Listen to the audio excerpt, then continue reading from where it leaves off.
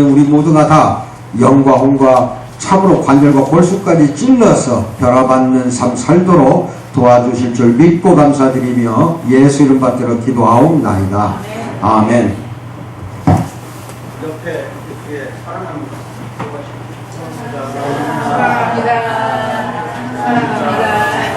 네, 감사합니다. 또 두 번씩 하세요. 감사합니다. 감사합니다. 예. 어떻게 조금 날씨가 추워서 그런지 말하시는 것들이 다 얼었어. 입이 얼은 것 같아. 좀 교회 안에는 따뜻하죠? 추워요? 추우면 이야기하죠. 따뜻하게 이렇게 육신이 따뜻해야 졸음이 안 와서 내가 하는 말이 잘 들어가요. 졸음이 온다는 거야. 잘 들으시기 바랍니다. 오늘은 성경주일입니다. 이 목사님 적으시죠. 성경주일이라는 건 뭐냐면 이제 그전에는 그렇죠. 우리 어렸을 때만 해도 성경책이 부족했잖아요. 그래서 성경책 없는데 많이 교회마다 사가지고 무료로 배포하고 도와주던 날이 이 성서주일이라는 오늘이에요. 그러면서 이게 대강절에 이제 마지막 한 줄을 남겨놓고 있습니다.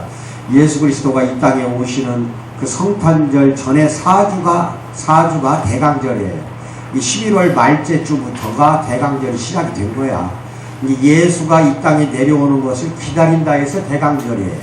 그러면서 오늘은 성서주일인데 이게 성경책 요새 없는 데는 거의 없죠.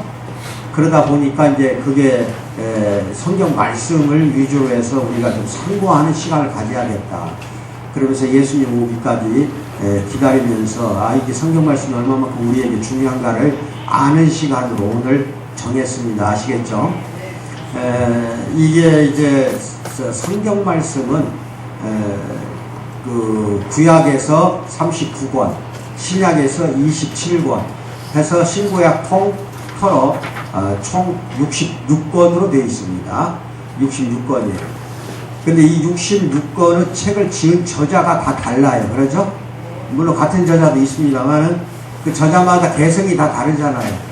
그러니까 하나님, 특히 성령이 역사하실 때 이 성경을 쓰도록 할 경우 그 각자 이 쓴 저자들의 개성을 충분히 살려가면서 하나님의 영이 그 저자한테 임합니다. 성령이 그 저자한테 임해서 성령이 쓰도록 한 것이지 인간의 뜻과 생각과 마음으로 쓴 책이 아닙니다. 이 책이. 아시겠죠? 그래서 이 성경책은 성령이 쓰신 책이에요. 성령이 인간이라는 저자를 통해서 붓을 옮기게 한 것 뿐이지 인간 저자가 쓴 게 아니라는 겁니다. 그래서 성경책을 잘 여러 번 읽어본 사람은 제 말 뜻을 잘 알 거예요. 한 번 처음부터 끝까지 66권을 다 읽었다고 합시다. 두 번째 또 읽어요. 그러면 뜻이 전혀 다르게 나한테 와요. 그 말씀이 전혀 몰랐던 말씀이 다시 내 마음속에 새겨지는 것을 볼 수가 있습니다. 100번, 200번, 300번씩 이렇게 여러 번 읽을수록 말씀은 그때마다 다 다르게 나한테 와요. 다 다르게 옵니다. 이게 성령이 나한테 주시는 하나님의 말씀이기 때문에 그래요. 이게 성경책은 여러분이 보기에는 종이에 쓰인 인쇄된 글씨로 보이지만 이 안에 들어있는 이 말씀은 살아서 운동력이 있다는 것을 믿기 바랍니다. 그래서 이 성경책을 제대로 읽지 못하는 신자들은 낙오되기 쉬워요. 즉 하나님의 믿음에서 떨어져 나가기가 쉬우니까. 그래서 제가 자꾸 숙제를 내주면서 마태복음이 뭐니 잠언까지도 쓰라고 하는 이유가 그겁니다. 아시겠어요? 그때마다 그것을 나한테 주시는 하나의 하나님의 명령이라고 생각하고 쓰세요. 즐겁게 쓰세요. 쓰면서 또 내 안에 들어오는 역사하는 힘이 있다니까요. 내 삶을 변화시키고 내 영혼을 변화시킨다니까요. 아시겠어요? 이게 성경의 그 위대한 말씀은요. 자고로 지금 이 성경이 쓰여진 때부터 지금까지 역사상 성경으로 인해서 위대한 인물들이 나오고 참으로 변화받아서 하나님의 도구로서 사역으로서 종으로서 이 나라 이 세상을 위해서 얼마나 큰 일을 많이 하는지 몰라요. 이 말씀이 바로 그렇게 움직이는 겁니다.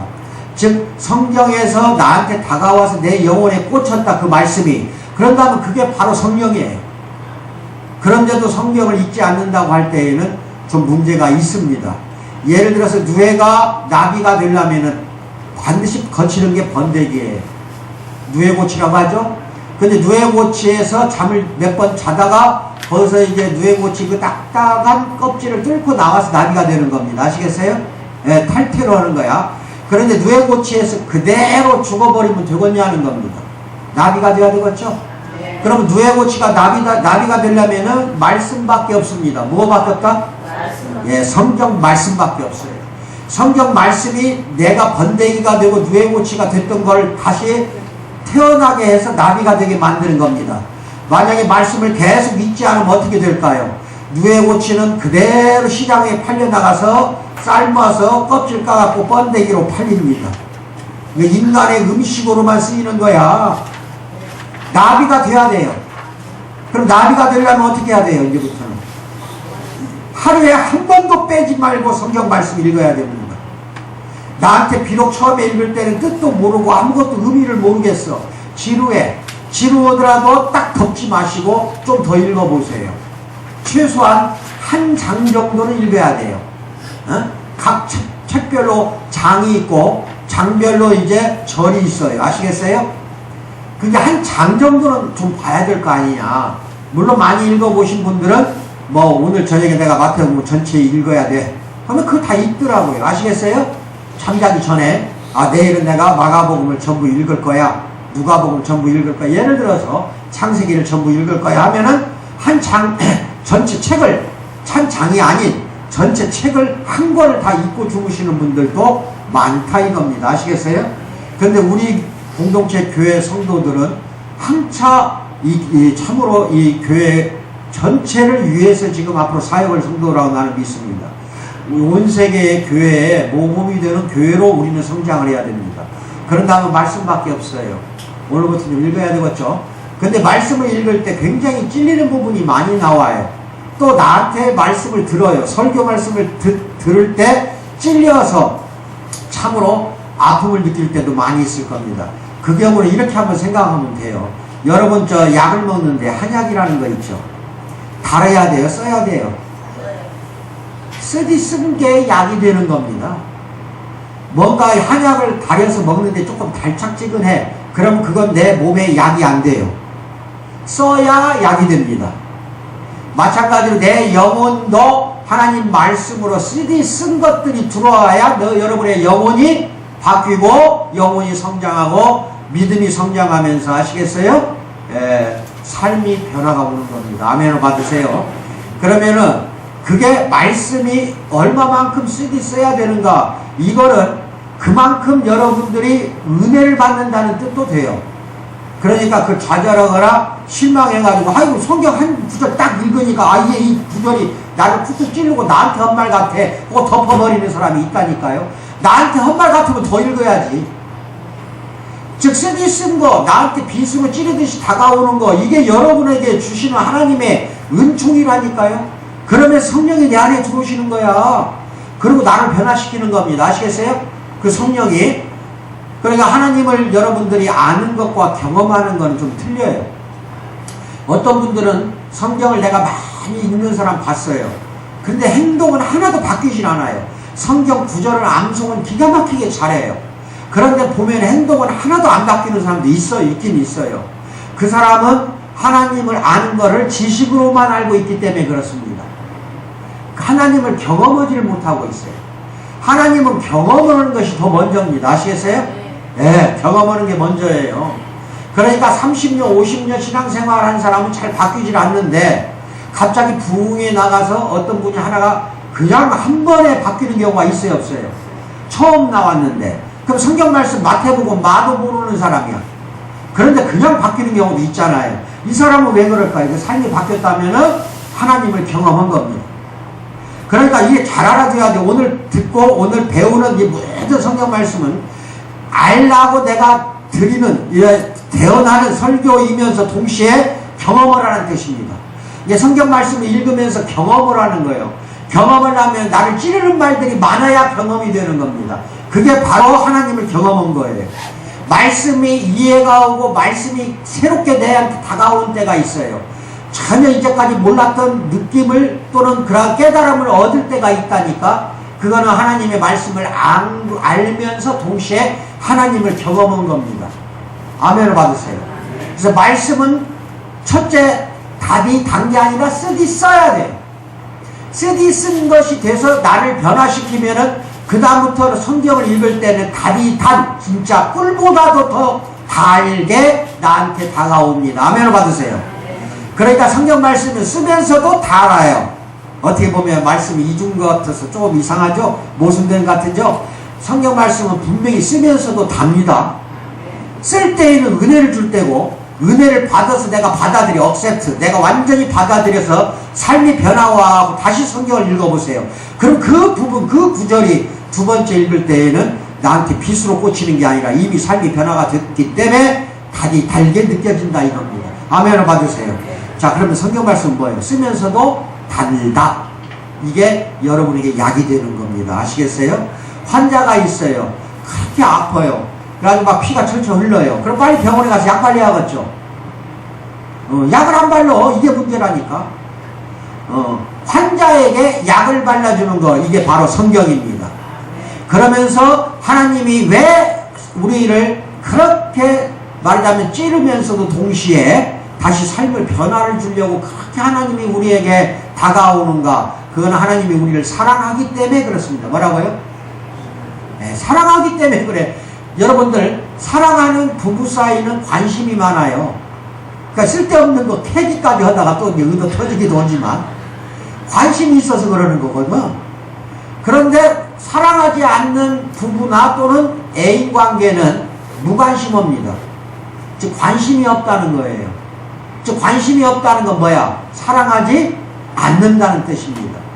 하나님이 우리를 사랑하기 때문에 66권의 성경책을 성령의 영감으로 쓰게 한 겁니다. 아멘을 받으셔야 돼요. 그러면 66권이나 되는 신구약 성경 전체는 뭐냐? 하나님이 우리에게 주시는 연애 편지입니다. 뭐라고요?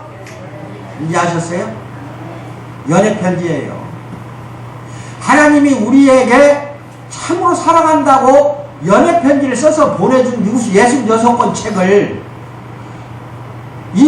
참 하나님을 믿는다는 우리가 정말 부끄럽죠. 연애 편지를 보내준데 딱 그냥 덮어놓고 먼지만 쌓여 집에서 읽질 않아.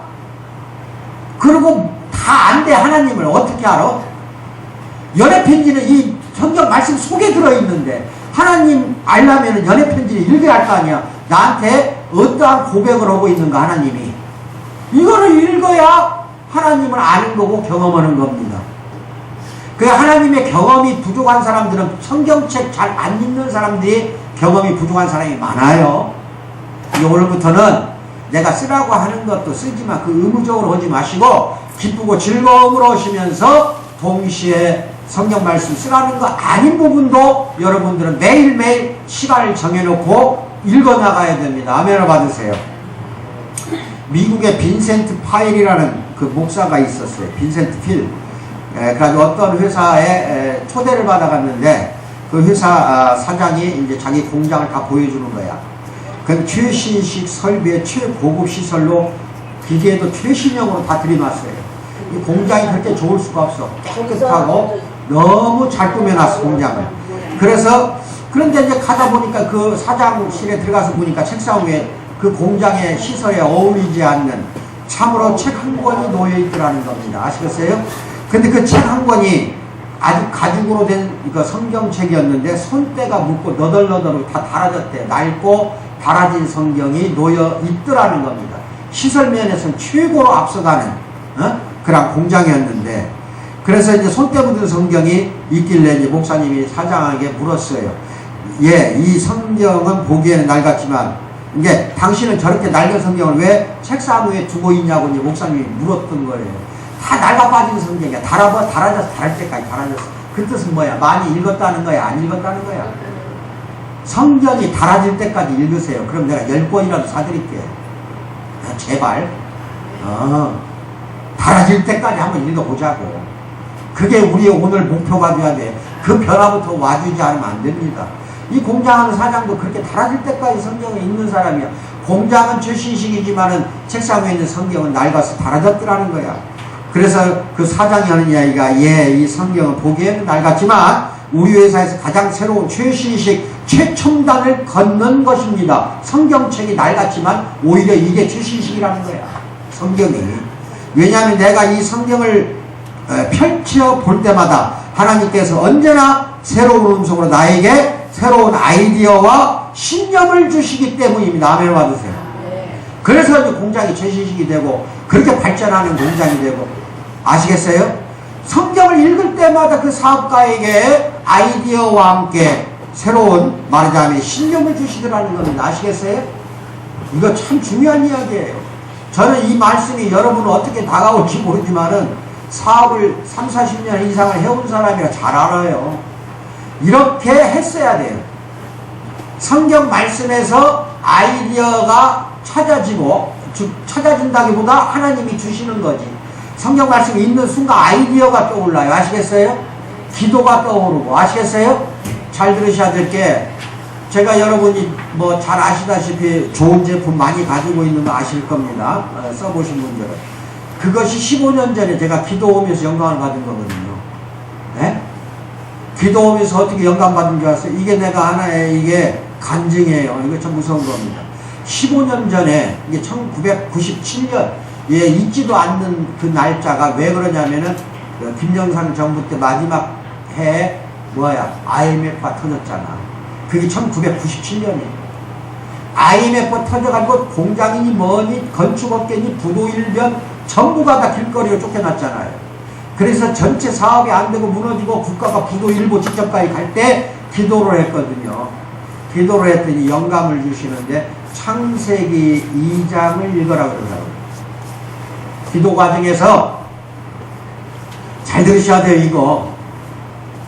그래서 창세기 2장 7절이 딱 창세기 2장 1절부터 읽어 나가는데 7장에서 꼼짝 못하게 하더라고, 나를. 그 구절을 3번, 4번 읽는 과정에서 아시겠어요? 그 영감을 주셔. 그래가지고 15년 전에 이 제품을 만든 겁니다. 하나님이 사람 아담을 흙으로 만든 뒤에 코에 생기를 불어넣으니 뭐가 됐다? 생명이 됐다. 그러면 흙은 도대체 흙 속에 뭐가 있을 거 아니냐? 이거 신화가 아닌가? 이건 신화가 아니고 강력히 그때 믿을 때 뭐라고 하냐면 하나님이 너 이거 진리야. 그대로 믿어. 즉 사람은 흙으로 만들어진 거야. 그럼 흙 속에 무엇이 있을 거 아니냐? 이거 파고 들어갈 거 아니냐? 이 말이에요. 이 영감을 주신 거야. 그래서 흙 속에서 뽑아낸 게 바로 그 생명원소예요. 그래가지고 나온 게 셀젤, 리포젤, 폼바스 이런 제품들이 우수수 나온 거예요. 성경을 읽어서 아이디어 안 줄 것 같아요? 나는 기도 중에도 줬어요. 그때는 성경 읽지도 않을 때야. 하나님을 떠났을 때니까. 그런데 성경 말씀을 읽으면 더 많은 아이디어가 있고 성경 말씀 속에서 나한테 주시는 더 많은 신념이 있다는 겁니다. 분명히 이거는 뭔가 있다 이거야. 이 구절을 나한테 주시는 이유는. 그래가지고 연구가 들어간 겁니다. 아시겠어요? 그런다고 한다면 사업하는 사람이 아니라 하더라도 일상생활 할 때 지혜가 어디가 다 있어. 지혜를 얻을 때 텔레비전에 TV에서 나와요? 뭐 TV에서 어떤 거 뭐 하나가 아주 그냥 요새 이 TV 때문에 참 큰 거지. 저 우리 유산모도 그래요. 나는 TV를 안 본다고 그랬죠? 뉴스도 안 봐 요새는. 아예 안 봐요. 꺼버렸어요. 안 본 지가 몇 년 됐어. 그러면 TV를 보면은 어떤 뭐 열매 하나가 있어. 예를 들어. 그래가지고 아나운서가 이게 좋대. 그래가지고 막 검사할 것이 말이야. 간에도 좋고, 뭐 당뇨에도 좋고, 심장병에도 좋고, 해가지고 막 그 열매를 막 소개하는 거 많죠? 그러면 그 다음날로부터 그냥 우리나라의 그 열매가 그냥 불티가 나게 팔려요. 근데 그것을 말하는 어디에 좋고, 어디에 좋고, 어디에 좋은 것은 하나도 좋은 게 없어요. 뭐라고? 먹어봐. 100년 동안 먹어봐. 좋아지는가? 한 가지 열매로 여러 가지 병이 좋아지는 건 이 세상에 하나도 없어요. 다른 게 섞여야 돼요. 그런데 그렇게 띄운다고. 띄워, 그렇게. 그 다음에 어떤 뭐 요리를 강의해보는 것 같아. 요리라고 해야 돼. 뭐라고 해야 돼. 나는 뭐 TV를 안 보니까. 그러면 그 다음날 벼락같이 어디 가서 유산과 사업 가서 갈아갖고 나도 막 먹으래. 한 번은 이제 고구마를 뭐 TV에서 나왔던 모양이야. 당뇨에 그렇게 좋다고 하니까 여기 교회에서도 고구마 굽고 냄새가 천년을 진동하고 우리 집에서 여기 사무실에도 그냥 고구마 한 대가 그냥 진동을 해. 그러면 이게 당뇨에 좋으니까 나보고 먹으래. 근데 당뇨가 더 심해집니다. 탄수화물이 많거든. 근데 배고프니까 억지로 내가 먹긴 먹어. 먹으면서도 내가 아이고 큰일 났구나. 뭐 하나 좋다고 하면은 그냥 아시겠어요? 이게 무슨 말인지? 성경을 그렇게 해야지. 뭐라고? TV를 왜 성경보다 위에 두냐고. 좋을 거 하나도 없어. 거기서 나오는 거 반짝하는 거야. 이게 상술이 거가 포함되어 있어요. 그게 사탄이 하는 짓이야. 절대로 그거 듣지 마세요. 그 말 믿고 따라갔다 하면 큰일 나요. 시중에서는 어디 건강에 뭐가 좋다, 뭐는 어디에 좋다, 무엇은 어디에 좋다. 나는 그냥 이쪽 귀 막아버린다니까. 나한테 내 앞에 절대 하지 말라니까요. 왜? 절대로 그런 효과가 나오질 않아요.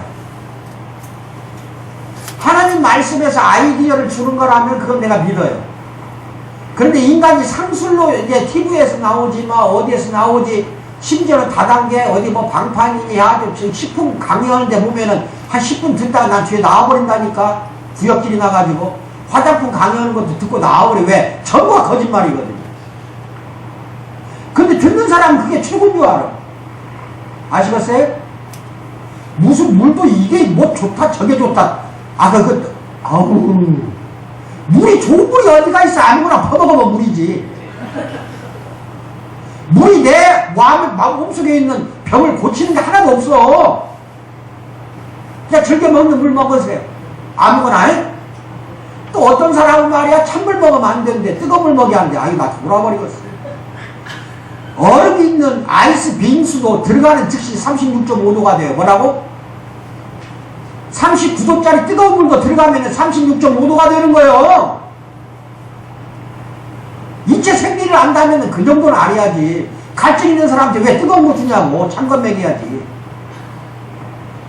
뭐든지 뜨겁든지 차든지 몸에 들어가면 뭐가 된다? 36.5도야. 내 체온인데? 체온이 그렇게 갖춰져. 이게 항상성이라고 그래요. 내가 왜 이상한 데로 가지? 근데 결과는 같아. 이상한 데로 갔다 돌아간다. 어디로 돌아가? 제발 성경을 찬물 뜨거운 물 먹듯이 좀 먹어봐. 제발. TV에서 나오는 뭐 열매가 어디 좋다 어디 좋다 거기에 속아 넘어가지 말고 성경 말씀에 속아봐봐. 뭐라고? 그런 데는 잘 속으면서 왜 성경 말씀은 속으라도 안 속아. 이게 정말 하나님이 우리 보고 속으라고 한 거 아니야. 사랑하니까 주시는 연애편지야. 근데 왜 안 읽어? 사랑하지 않는 사람만 연애편지 안 읽어. 내가 어떤 여자를 무지하게 사랑해. 예를 들어 하는 이야기야. 그럼 연애편지를 써서 보내줬더니 읽지도 않아 그 여자가. 그럼 그 여자는 나를 사랑하는 거야 안 사랑하는 거야? 빈정상하지. 나는 무지하게 사랑하지 않는 거거든. 하나님도 우리를 볼 때 내가 너희들에게 준 연애편지를 한 번도 쳐다보질 않으니까 여러분들을 보고 얼마나 속 뒤집어지겠어. 하나님도. 맞아 안 맞아? 사랑은 쌍방이 좀 주고받는 거 있어야 할 거 아니에요? 하나님은 우리를 사랑해서 연애편지를 이렇게 성경으로 보내주고 있는데 우리는 쳐다보지도 않고 있으니 하나님이 얼마나 슬퍼하시겠냐 이겁니다. 그러면서도 우리를 잡아. 우리를 교회에서 떠나지 못하도록 잡아주고 있어. 이 내가 말하는 교회는 예수 그리스도의 머리를 말하는 거야. 가서 잡아주고 있는 거야. 떨어져 나가지 못하도록 그 지체에서. 잘 알아두고 계셔야 됩니다. 성경 말씀은 오늘부터 아시겠어요? TV 보듯이 읽어야 되고 게임하듯이 게임을 해야 되고. 게임 하라니까 성경 말씀 가지고. 그 하루는 이제 미국에서 어느 대학교에 프린스턴 신학대학교에서 있었던 일입니다. 그래가지고 학생들이 이제 교수님한테 이제 와가지고 교수님 그 괴팍한 구약학과 유명한 교수가 있어요. 구약학을 가르치는 의심이 나서 왔습니다 그랬어요. 성경 말씀에 신학생들이. 그리고 무엇이 그렇게 의심이 나느냐고 물어봤어. 그러면서 이제 이어서 이제 교수가 하는 말이, 이 교수는 밤 10시부터 새벽 3시까지 성경을 읽는 사람이야. 있었던 이야기예요. 밤 10시 새벽 3시까지 성경 읽는 시간이라니까. 40년간을, 몇 년 동안을? 앞으로 우리 살 때 40년 남았어? 기간이? 그럼 10시에서 3시까지 할 일이 아니라 아침 7시부터 밤새고 해야겠지? 저녁 7시부터 참. 저녁 7시부터 아침까지 읽어야 돼, 우리는. 따라가려면은. 그런 교수를 찾아와서 의심이 난다고 물어보니까 교수가 하는 말이 성경책 한 번이라도 읽어봤나 학생? 그랬더니 한 번도 못 읽었어요. 이 신학생들 한 번도 못 읽어도 많어. 성경책 한 번도 못 읽어 많어. 한 번도 못 읽었어요. 그러니까 하는 이야기가 그러면 성경이나 읽고 오소. 그러고 그냥 보내버렸다 합니다. 잘 들어서 이게 무슨 뜻인 줄 알아요? 아, 성경 말씀의 말이 어떤 구절 하나 딱 가지고 덤벼듭니다. 불신자가 됐든 교인도 그래. 목사한테는 되도록 되려. 그래가지고 뭐라고 하냐면은 그저 왜 이런 말씀을 왜 하나님이 했냐 이거야. 알지를 못하겠다. 이거 의심이 간다. 이거 진짜 하나님이 한 말 맞냐? 따지는 경우 있어 없어? 성경을 의심하는 사람은 성경을 안 읽은 사람이다. 아멘을 받으세요. 성경을 여러 번 읽을수록 의심이 없어집니다. 의심의 구름이 다 없어져요. 다 이해가 되고 깨달음이 와요. 구약부터 쭉 요한계시록까지 66권 전체가 다 의심이 안 생겨요. 이게 성경을 의심하는 사람들은 대부분이 성경을 읽지 않은 사람이다. 아멘을 받으세요. 이제 아시겠어요? 예. 왜 앞으로 여러분들은 어디 가갖고 여러분도 한 번도 안 읽었다 한다 하는데 괜찮아요. 지금부터 읽어야 돼요. 아시겠어요? 그러면 어디 가서 누가 무슨 말을 하더라도 그 사람은 의심해도 나는 의심 안 한다. 왜? 일단은 이것은 믿음이 우선이거든요. 아시겠어요? 여러분들 여기 오실 때 우리 차하순 집사님 옆에 계시네? 오늘 참 오랜만에 우리 사장님 오셨는데 잘 들어보세요. 여기 저 집사님한테 콕 끼어서 끌려서 왔다 하더라도 여기에 오신 거 콕 꼈다니까 이상하네. 아이고 뭐 부인한테 끼면 어땠어? 끼야지.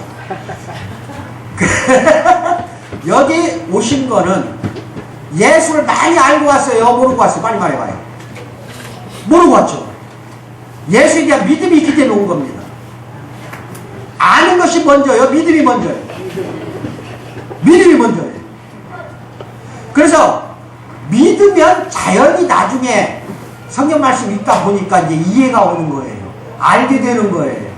그래서 항상 뭐든지 믿음이 먼저입니다. 아시겠어요? 실컷 배워봐야 아무리 예수에 대해서 배우고 신학에 대해서 배우고 아무리 깊이 연구한다 한들 예수 안 믿으면 그걸로 끝나는 거예요. 그래서 과학은 실증을 합니다. 의심을 먼저 가져요. 가설을 세워요. 그래가지고 그 과학을 만약 가설 세운 거를 실험을 하고 검증을 하고 마지막에 가서 뭐라고 그래요? 마지막에 가서 이제 참인가 거짓인가가 이제 구분이 나는 게 과학이에요. 근데 과학하던 사람들처럼 합리주의적으로 또는 인본주의적으로 세속주의적으로 성경을 읽었다가는 하나도 못 알아들어요. 아멘을 받으세요.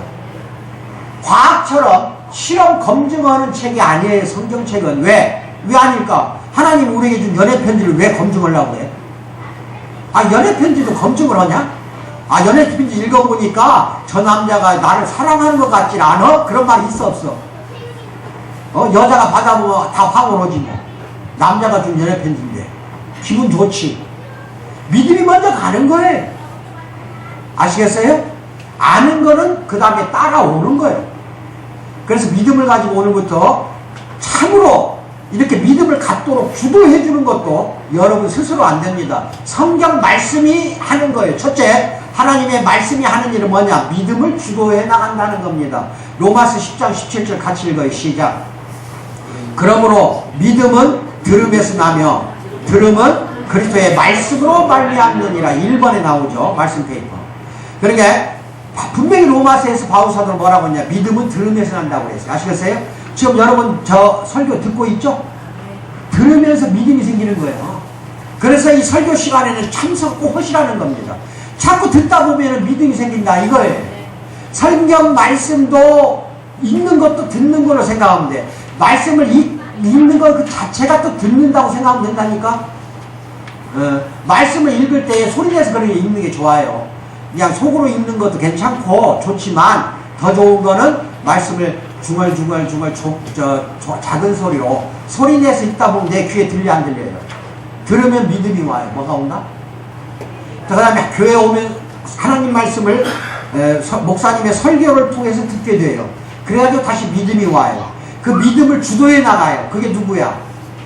나한테 믿음을 주는 것이 성령 하나님입니다. 아멘을 받으세요.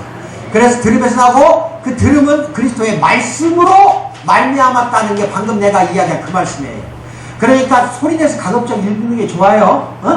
네, 소리내서 읽으세요. 그럼 자꾸 자기 귀에 들어오고 교회 와서 하나님 말씀을 또 목사님을 통해서 듣고 하다 보니까 믿음이 생긴다는 겁니다. 그래서 듣는 그것은 이 성경 말씀을 듣는다는 거, 읽는다는 거, 이건 바로 예수 그리스도의 말씀으로 알고 계시면 됩니다. 여러분에게 해주는 말씀이야. 그 다음에 두 번째, 영적으로 새 생명을 줍니다. 베드로전서 1장 23절 같이 읽어요. 시작. 너희가 거듭난 것은 썩어질 씨로 된 것이 아니요 썩지 아니할 씨로 된 것이니 살아있고 항상 있는 하나님의 말씀으로 되었느니라. 거듭난 것은 썩어질 씨로 된 것이 아니라 썩지 아니할 씨로 됐다 이 말이에요. 거듭난 거는 여러분이 이제는 이 세상 사람들이 아니잖아. 거듭났죠? 이 세상 사람과 구별되게 살으라고 그랬죠? 그렇게 거듭난 분이기 때문에 이것은 썩지 아니할 씨로 된 거예요. 이 썩지 아니할 씨가 바로 하나님의 말씀입니다. 아시겠어요? 그 다음에 세 번째, 영적으로 자라게 합니다. 베드로전서 2장 2절 시작. 갓난 아기들 같이 순전하고 신령한 젖을 사모하라. 이는 그로 말미암아 너희로 구원에 이르도록 자라게 하려 함이라. 갓난 아기들 같이 순전하고 신령한 젖을 사모하라. 이 젖이 뭐야? 하나님의 말씀, 연애 편지라니까. 이 성경 말씀을 젖이라고 비유를 한 거야. 그래가지고 그것을 읽으면 읽을수록 구원에 이르도록 자라게 한다 이 말입니다. 구원을 받으려면 자라야 돼요. 신앙이 영적으로도 자라야 돼요. 이런 거 삶의 변화도 와야 되고, 네 번째는 우리를 이 말씀이 거룩하게 합니다. 시작. 요한복음 17장 17절 시작. 그들을 진리로 거룩하게 하옵소서. 아버지의 말씀은 진리니이다. 거룩하게 하는 거, 이거는요, 하나님이 우리를, 하나님 예수 그리스도를 믿으면은 의롭다고 해요. 당장 의로워져요. 의롭다고 선포를 받아. 땅 판사가 법정에서 말하자면 선고를 하듯이 하나님이 선고를 하는 겁니다. 우리는 의로워졌어요. 왜? 하나님을 믿으니까. 그리고 거듭나는 것도 하나님이 우리에게 줘야 돼요. 그래야 거듭이 나. 내가 아무리 거듭나려고 해서 거듭나는 게 아니에요. 근데 이 거룩하게 하는 거는 잘 들으셔야 돼요. 이거는 하나님이 성령이 우리에게 거룩한 길로 가게를 해주지만 능동적으로 우리가 할 일입니다. 이 거룩한 거는 성화라고 그래. 성화. 거룩하게 하는 거는 우리가 스스로 노력해야 돼요. 노력하는 것은 아주 깨끗하게 살라 이 뜻이 아니에요. 이 거룩이라는 거는 세상 사람과 구별되게 살라는 뜻입니다. 아시겠어요? 세상 사람하고 같이 어울려서 뒹굴지 말라 이거야. 그래서 이 거룩하게 하는 거 우리가 노력을 해야 되는데, 그 거룩하게 하는 것도 그냥 억지로 되는 게 아니야. 말씀 속에 거룩하게 되는 길이 있다. 방법이 있다는 겁니다. 그래서 요한복음에서 뭐라고 말해? 진리로만이 거룩하게 된다 이 말이에요. 여기서 말씀하시는 진리는 성경 말씀이고 하나님 말씀입니다. 아시겠어요? 예. 그 다음에 다섯 번째, 마음을 살펴 깨닫게 한다. 거기 히브리서 4장 12절 시작. 하나님의 말씀은 살아있고 활력있고 좌우에 날선 어떤 검보다도 예리하여 혼과 영과 관절 골수질러 쪼개기까지 하면 또 마음의 생각과 뜻을 판단한다 그랬잖아요. 성경 말씀을 읽다 보면 다 판단이 돼. 스스로 판단이 되게 하나님이 만들어. 그래서 골수까지 쪼갠다니까 어떤 때는 아픔도 느껴요. 그 아픔을 나의 참으로 하나님 주시는 은혜고 나한테 성령이 들어오신다는 것을 알아야 됩니다. 여섯 번째, 자유롭게 합니다. 요한복음 8장 31에 32절 시작. 그러므로 예수께서 자기를 믿은 유대인들에게 이르시되 너희가 내 말에 거하면 참으로 내 제자가 되고 진리를 알지니 진리가 뭘? 너희를 자유롭게 하리라. 참 자유롭게 돼요. 세상 나가보세요. 자유롭다. 민주주의 국가니까 그 말도 아주 틀린 말은 아니지만은 법적으로 얼마나 구속을 당합니까? 인간이 자유로워하는 거는 세상 속에서 찾질 못해요. 참 자유는 진리 속에서 찾는다. 게 왜? 이 성경 말씀이 우리를 자유롭게 한다 이겁니다. 이거 굉장히 중요한 말이에요. 언젠가 시간 나면 상세히 이야기합니다. 잠깐 여기를 보세요. 배너 이야기할 때 배너. 영화 언젠가 한번 이제 오후 시간에 안 본 사람을 위해서 한번 틀어봤다. 아주 오래된 영화지만은 감동을 줘요. 엄청난 감동을 줘요. 근데 그 뒤에 비하인드 스토리가 있어요. 그 배너는 소설을 쓴 사람이 있어요. 그 소설을 영화한 것이 배너 영화야.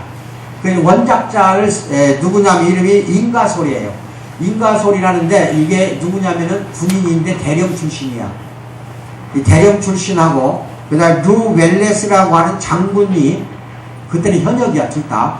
기차를 타고 이제 말하자면은 서로 이렇게 주고받고 이야기하면서 기차 속에서 어떤 이야기를 하냐면은 그 인가솔이라는 사람이 그 말하자면 웰레스라는 장군에게 뭐라고 말하냐. 그 예수라고 하는 친구 있지 않습니까? 예수쟁이들은 예수를 하나님의 아들이니 하나님이니 하고 허튼 소리 하는데 예수라고 하는 친구를 멋진 연애쟁이, 바람둥이, 쉽게 말하면 연애쟁이라는 거는 연애쟁이로 만들어 에로틱한 소설을 쓰면 어떨까요? 그러면 돈 많이 떼도 벌 것 같습니다. 이제 이 대령이 그런 거야. 장군한테. 그런 이야기를 하고 가는 거야. 그러니까 이거 웰레스 장군이 응수를 했어요. 아, 그거 참 좋겠는걸? 참 훌륭한 소설이 되겠지. 하고 이제 헤어졌어, 둘이.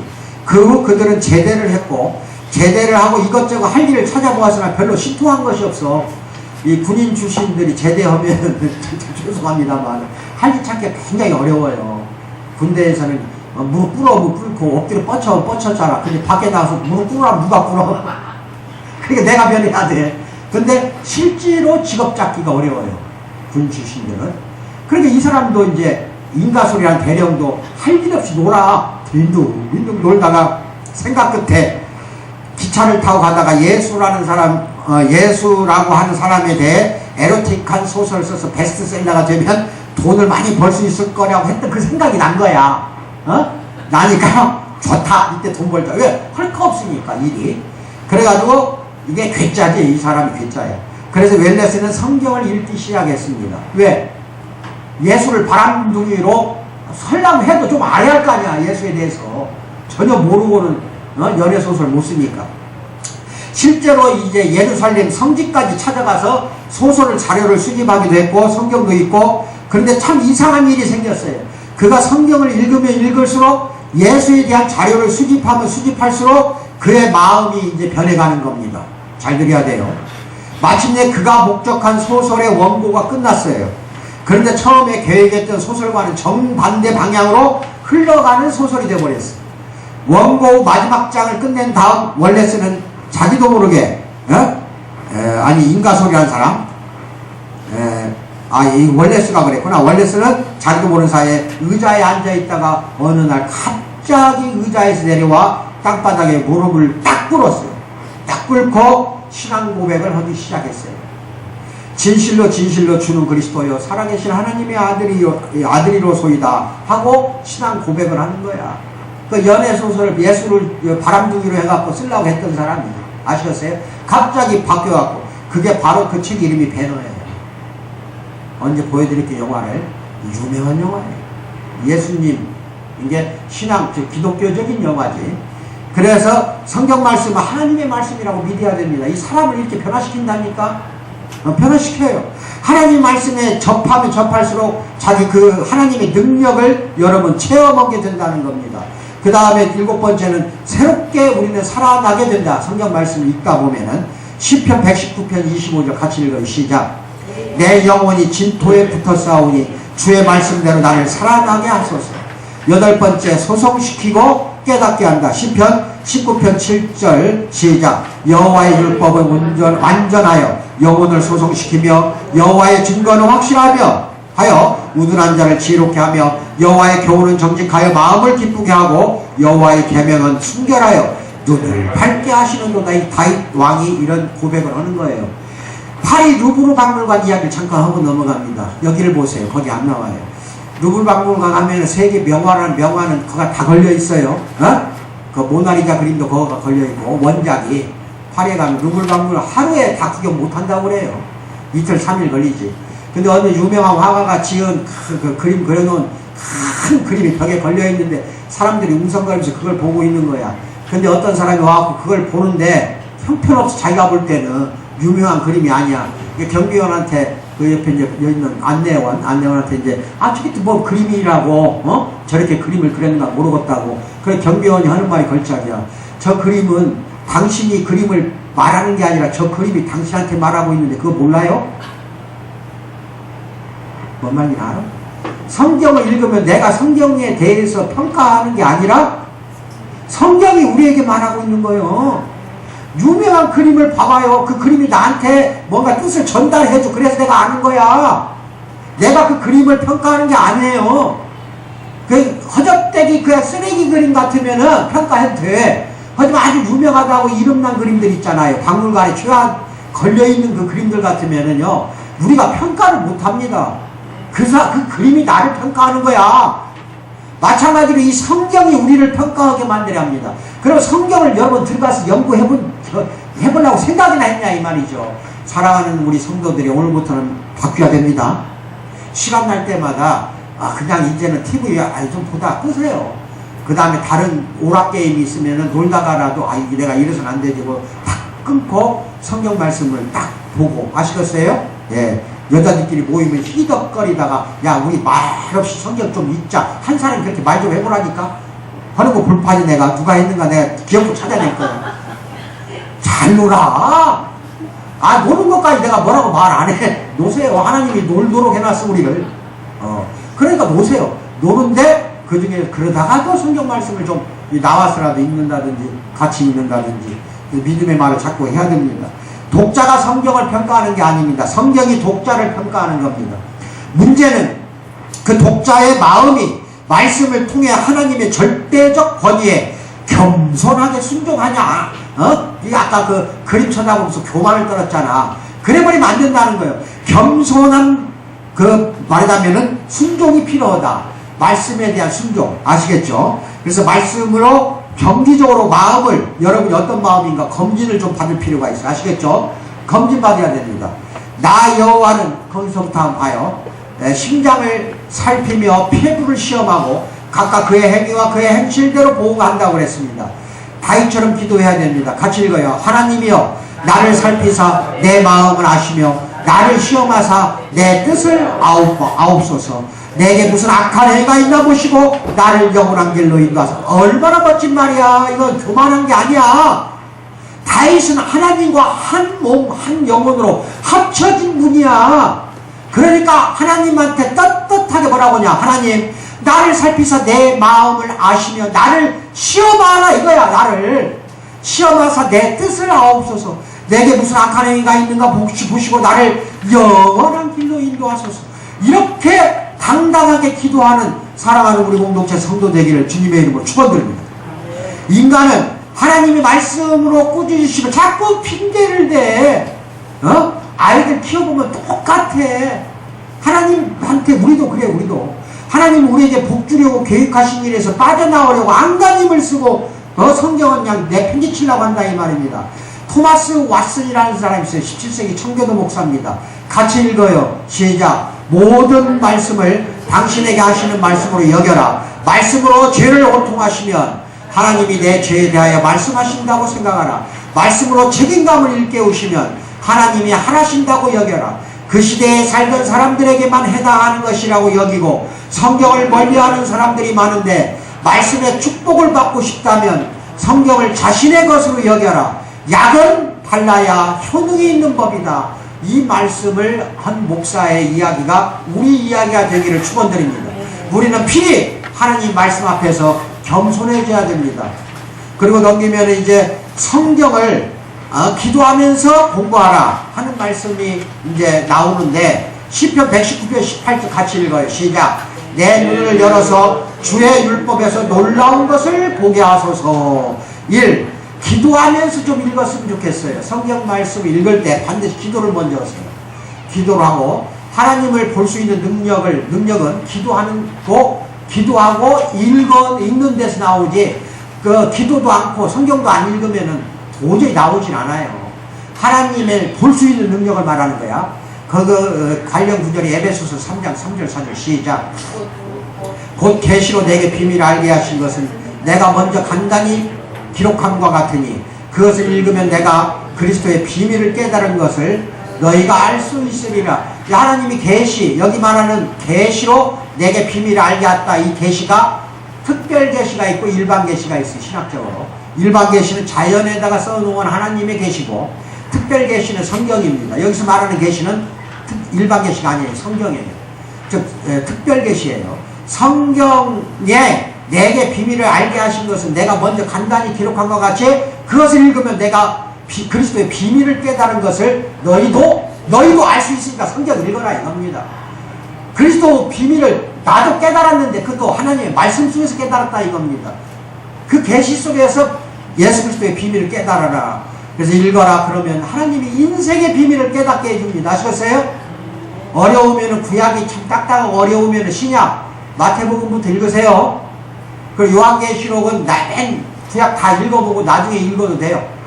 그 굉장히 어려워요. 요한계시록은. 이게 신약 성경을 먼저 읽으세요. 마태복음부터 시작해서 그 유다서인가 요한계시록 바로 앞에까지만 읽어요. 아시겠어요? 그렇게 쭉 한번 읽어보세요. 그 다음에 에베소 1장 18절 시작.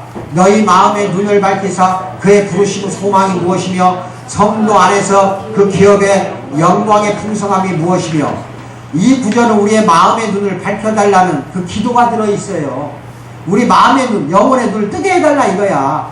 우리 마음의 눈을 밝혀서 그의 부르심이 소망이 무엇이고 성도 안에서 그 기업의 영광 풍성함이 무엇인가 깨달아 알아라 이겁니다. 이걸 기도하면서 해야 돼. 기도하면서. 그래야 하나님이 영혼의 눈, 마음의 눈을 열어주실 거 아니에요. 그렇죠? 기도하면 말씀을 깨닫게 해줘요. 그냥 읽는 것보다 기도하면서 간절히 기도한 뒤에 읽으면 말씀의 구절이 더 잘 나한테 깨달음으로 다가온다는 것을 여러분 잘 이 시간에 아시기 바랍니다. 그 다음에 가서는 이제 두 번째, 기도하고 공부를 해야 돼요. 고린도후서 2장 15절 시작. 너는 진리의 말씀을 옳게 분별하며 부끄러운 것이 없는 일꾼으로 인정된 자로 자신을 하나님 앞에 드리기를 힘써라 그랬어요. 성경은 하나님이 우리에게 보내주신 편지입니다. 소설책 읽듯이 읽으면 안 돼요. 말씀을 옳게 분별하려면 말씀을 열심히 연구해야 돼. 어떤 사람은 빨리 읽는데 절대 빨리 읽지 마세요. 정도 보세요. 천천히 읽으세요. 하루에 한 장만 읽어도 내가 원이 없겠어. 나도 역시 그렇게 바라는 바입니다. 우리 하나님도 그렇게 바라실 것 같아요. 아시겠어요? 그 대신에 그 속에 뭔 뜻이 들어있는가를 기도하면서 공부하면서 읽으려면 빨리 읽으면 절대 안 돼요. 정도 보세요. 네, 정도 보세요. 기도하지 않으면 말씀 속에 있는 복음의 광채라든지 그리스도의 얼굴에 있는 하나님의 영광을 볼 수 없어요. 그 고린도후서 4장 4절 6절 시작. 그 중에 이 세상의 신이 믿지 아니하는 자들의 마음을 혼미케 하여 그리스도의 영광의 복음의 광채가 비치지 못하게 함이니 그리스도는 하나님의 형상이니라. 어두운 데 빛이 빛이라 말씀하셨던 그 하나님께서 예수 그리스도의 얼굴에 있는 하나님의 영광을 아는 빛을 우리 마음에 비추셨느니라. 부지런히 읽으세요. 이게 다 여러분이 얻을 수 있는 유익이에요. 마지막으로 그 다음에 기도하고 정독하라. 정독하라고 그랬죠? 마치 금광에서 금을 찾듯이 약혼 남이 준 반지를 잃어버려가지고 그 어디 그냥 찾느라고 애를 쓰고 온 방을 샅샅이 뒤지듯이 성경 속을 샅샅이 뒤지고 살펴야 합니다. 정독 보세요. 성경 속에서 하나님을 이렇게 찾으세요. 잠언 2장 3절 5절 시작. 지식을 불러 구하며 명철 얻으려고 소리를 높이며 은을 구하는 것 같이 그것을 구하며 감추어진 보배를 찾는 것 같이 그것을 찾으면 여호와 병행하기를 깨달으며 하나님을 알게 되리니. 여기서 그것이라는 건 다 성경 말씀이에요. 아시겠어요? 말씀 속에 보화가 숨어져 있어요. 말씀 속에 보화가 있어. 금은 보화가 저 밖에 있는 게 아니에요. 말씀 속 성경 속에서 찾으세요. 하나님은 진심으로 찾는 자를 만나 주신다고 합니다. 에레미야서 29장 13절 외세요. 이거는 시작. 너희가 온 마음으로 나를 구하면 나를 찾을 것이요 나를 만나리라. 같이 웹니다. 자, 눈 감고 오시도 되고 눈 뜨고 한 번 더 옵니다. 시작. 너희가 온 마음으로 나를 구하면 나를 찾을 것이요 나를 만나리라. 한 번 더 시작. 너희가 온 마음으로 나를 구하면 나를 찾을 것이요 나를 만나리라. 어디서 만난다는 거예요? 어디서 찾는다는 거예요? 성경 말씀. 성경 말씀을 그만큼 읽다 보면 내가 너희가 온 마음으로 나를 구한다는 걸 알기 때문에 성경 말씀을 읽다 보면 하나님이 봤을 때 저 누구누구가 나를 구하고 있구나, 나를 찾고 있구나, 그럼 나를 나타내 줘야 되겠지. 아시겠어요? 그렇게 해서 나를 찾을 것이요 나를 만나리라고 하신 말씀 아멘 와서 아멘. 축원드립니다. 오늘부터 성경 말씀 속에서 하나님을 만나고 찾으세요. 분명히 하나님이 나타나 보여줘요. 근데 말씀을 안 읽고 딴 데에서 엉뚱한 데 찾으려고 하니까 기복신앙이 되고 엉뚱한 것이 찾으려니까 전쟁이 되는 것처럼 뭐 예언이나 말하고 말이지. 쓸데없는 짓들을 하는 거예요. 하나님을 만나는 건 간단해요. 성경 말씀 속에 있어요. 예레미야서만 위에 믿어도 끝나는 거 아니에요? 마지막으로 기도하고 생각하세요. 바울은 디모데에게 자신이 보낸 편지를 읽는 방법을 어떻게 알려줬냐면은 디모데후서 2장 7절 시작. 내가 말하는 것을 생각해보라. 주께서 범사에 내게 총명을 주시리라. 내가 말하는 것 생각해보라고 그랬어요. 이게 기도하고 말씀을 읽고 그 다음에 마지막으로 생각까지 하라는 겁니다. 자, 주님을 생각하는 자에게 총명을 주시고 기도하고 생각하며 읽고 공부하고 정독하고 또 생각하는 겁니다. 이것을 끊임없이 했어요. 끊임없이. 기도를 통해서만 말씀 가운데 있는 하나님의 영광을 볼 수가 있어요. 기도가 없으면 아무 소용이 없어요. 말씀을 읽고 공부하고 정독하고 생각하는 거 이 네 가지입니다. 말씀 읽고 공부하고 정독하고 생각하고 아시겠어요?